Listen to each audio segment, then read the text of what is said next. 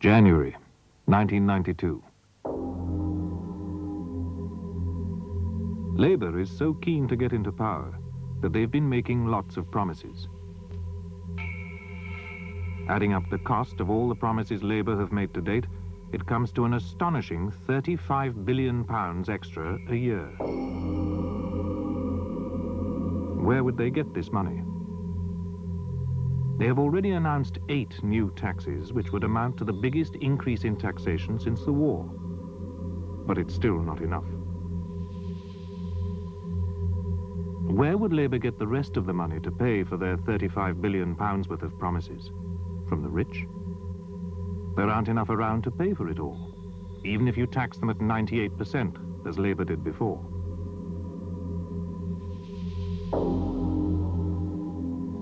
So Labour would have to come up with something else.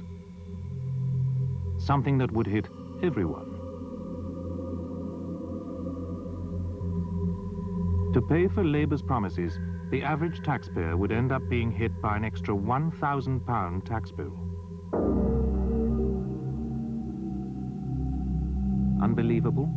Well, remember, the last Labour government put up the basic rate of tax to 35p in the pound, which today would be the equivalent of an extra £1,000 a year for the average taxpayer. So where would you find an extra £1,000?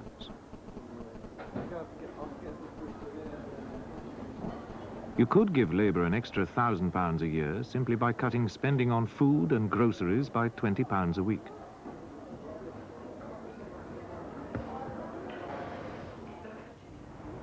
If that doesn't appeal to you, you could find the money Labour want by making one big saving. You could give up the family holiday. Of course, this may not be too popular. Come on. So where else could you find Labour's £1,000? Well, there must be another way of raising the money. You could get rid of the car. There must be £1,000 saving there. Don't like the sound of that?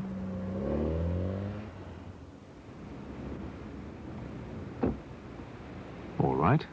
You could keep your car, but give up your evenings. Do some minicabbing.